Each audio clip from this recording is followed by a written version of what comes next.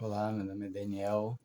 Eh, eu estava conversando com os irmãos meus, em Cristo, né?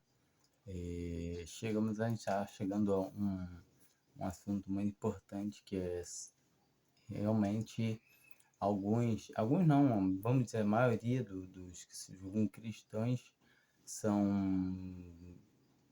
não acreditam que são salvos somente pela obra de Deus, que é Cristo crucificado. Assim, a maioria deles creem que precisam fazer alguma coisa a mais para poder ser salvo, desprezando o sacrifício de Cristo. Dizem que só crer em Cristo não é o suficiente. Não, você tem que fazer alguma coisa para se salvar além da graça. Ou seja, a graça só te pode salvar até certo ponto, até certa medida, e você tem que fazer alguma coisa. Se você não fizer, você não pode se salvar. Isso é ridículo. Ridículo, falo com uma palavra triste até. Falar com ridículo, triste, porque automaticamente você está dizendo que Cristo não fez um serviço perfeito, que o sacrifício dele não é um sacrifício perfeito que expia o pecado da humanidade. Não tem poder para expiar o pecado se você não fizer alguma coisa. É o mesmo você estar dizendo que Cristo não conseguiu plenamente o pelo sacrifício dele a Deus, sabe? Não foi isso que Deus deixa bem claro, que o sacrifício de Cristo é perfeito. Ele salva todos os que crêem nele. Observa, é uma coisa muito simples.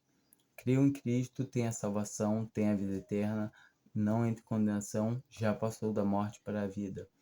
E quando nós entendemos que somos salvos pela graça e é favor imerecido, nós entendemos que nós não podemos fazer nada. E muitas vezes nós olhamos que tem cristãos que falam: ah, não, mas tem que se batizar. Não, o batismo tem que batizar. O batismo é uma obra, é uma obra. Um batismo é feito em nome de Jesus. Devemos fazer o batismo, só que o batismo não traz salvação. O batismo não pertence à salvação. Entenda isso claramente. Se o batismo é que a gente obtém a salvação pelo batismo, já não é somente por Cristo, não é somente por graça, não é somente favor merecido. Nós vamos precisar de uma água corruptível, porque aquela água ali, ela pode ser suja, pode ficar suja. Não, a água, precisamos de água, mas ainda precisamos de uma outra pessoa que nos batize. Para você se batizar, você não tem como se batizar sozinho. Na Bíblia não ensina nenhum batismo solo. É impossível. Você bota a mão na sua cabeça e você mergulha dentro da água. E outra coisa, eles dizem que batismo é só tem pessoas que falam que batismo é só por imersão. Ou seja, se você tem que ser imergido na água, se você está no deserto, você quer se converter, é impossível. Você já está no inferno, você está dentro do avião, não tem água também suficiente para te, sabe? É umas coisas que não fazem sentido. Quando a pessoa entende que todo aquele que crê, como está escrito na Bíblia, tem a vida eterna. Entende isso, entende que a salvação é Cristo. Cristo é a salvação. Para de crer que você tem que fazer alguma coisa, que é necessário você fazer alguma coisa. Se você deixar de fazer alguma coisa, você vai perder. Certamente, se você pensa que você deixar de fazer uma coisa, você vai perder, certamente você nem tem, porque você está imputando o seu caminhar, o seu jeito de andar, que está te mantendo salvo. Isso não existe, não existe perante Deus, porque você está dizendo, se você for salva, foi porque você se manteve íntegro, se manteve santo, se manteve puro. É isso? É impossível, é impossível. Você tem que entender que a salvação é por graça, favor imerecido. É apenas crer em Jesus? É. É apenas crer que ele morreu por você. Apenas crer que aquele sangue derramado foi por você. É entender que você não pode fazer nada, você não tem capacidade de chegar na presença de Deus com um pecado. Realmente, as coisas que eles argumentam faz sentido e é verdade.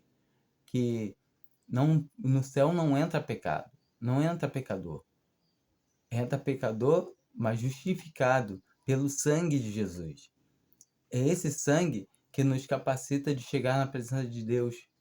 Quando a gente recebe a salvação por graça, por meio da fé em Jesus Cristo, aí sim a gente passou da morte para a vida. A gente tem como chegar, ter acesso ao Deus Pai Todo-Poderoso, porque assim é a palavra de Deus fala.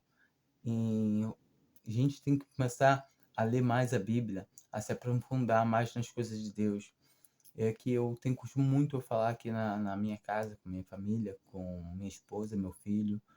E quando a gente entende que o Antigo Testamento é muito útil para nosso entendimento, mas observando que o Antigo Testamento são sombras das coisas que haviam de vir. E o Novo Testamento, a partir do Evangelho, ainda não tinha igreja formada. Os 4 evangelhos ali não tinha igreja formada. Só a partir de Atos que você começa, Atos 2, que a igreja é formada, e você começa a ver o trabalho da igreja. O Senhor revela a Paulo como a igreja devia proceder em Romanos, em Gálatas, em Efésios, assim vai indo, Corinto, e toda a Bíblia assim. Quando a gente entende que doutrina para a igreja só vai encontrar a doutrina como a igreja deve se portar no novo mandamento, acabou. Você vai parar de pagar dízimo. Que dízimo? Tem que ter 10%, senão você é ladrão. Você não é israelita, você não é judeu, você não tem que pagar dízimo. Entenda o seguinte, a igreja, ela tem sim coleta de livre e espontânea vontade, o que você sente no seu coração, e não uma coisa que você tem que dar, dá 10% do salário e o Senhor vai... Não, esquece isso, isso é roubo. Eles têm, nem levita. Se o seu pastor, ele for, ele levita, que eu já até lembrei agora, porque tem gente que tem levita nas igrejas deles. Eu não sabia que alguém podia se transformar judeu por pertencer a ser membro de uma denominação. Porque levita é porque a pessoa é da tribo de Levi. São uma das 12 tribos. Assim como Benjamim, Judá. E muitas vezes os cristãos não conseguem se atentar para essas coisas. Que levita é um povo de Israel, uma das 12 tribos. Ou seja, os levitas tinham o dever de cuidar do sacerdócio. Os levitas só viviam disso. Então eles tinham que recolher aqueles 10%.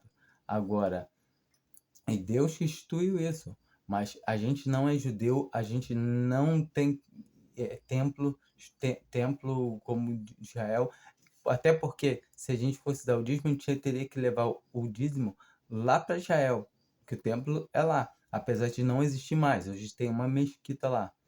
Então, a gente, quando entende isso, a gente começa a dar realmente valor à obra de Deus, porque a obra de Deus é perfeita. Deus não precisa do seu dinheiro, entenda isso, bota na sua cabeça. Deus não precisa do seu dinheiro.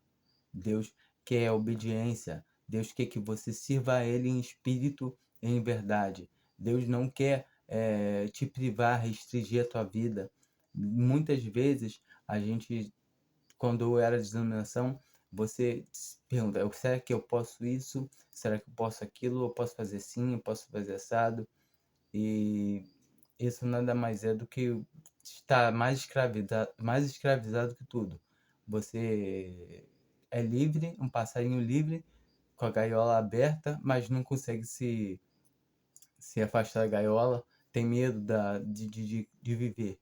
Agora, quando você tem Cristo realmente no seu coração, você sente, você sabe o que tem que fazer. Quando você começa a ir para um lugar errado, você se sente mal, o Espírito Santo te guia. E a palavra hoje que eu tenho que trazer é essa, e espero que sirva para ajudar alguém, auxiliar alguém a entender que a salvação é por graça, favor imerecido, não é pelo que a gente faz, tanto para ter ou para manter. Se você falar que precisa de alguma coisa para você manter a salvação, você está chamando Jesus Cristo de mentiroso, porque ele fala que ninguém pode arrebatar uma ovelha da mão do Pai. Ninguém pode arrebatar uma ovelha da mão de Deus. Se você não acredita, você está falando que Deus é mentiroso. Não faça Deus mentiroso. Só creia. É o crer em Jesus Cristo como seu Salvador. Isso é imputado como você, como justiça. Assim como foi imputado a Abraão. Creu Abraão a Deus. E isso lhe foi imputado como justiça. Entenda que os cristãos de antigamente eram chamados justos por crerem em Jesus. Fique com Deus. Amém.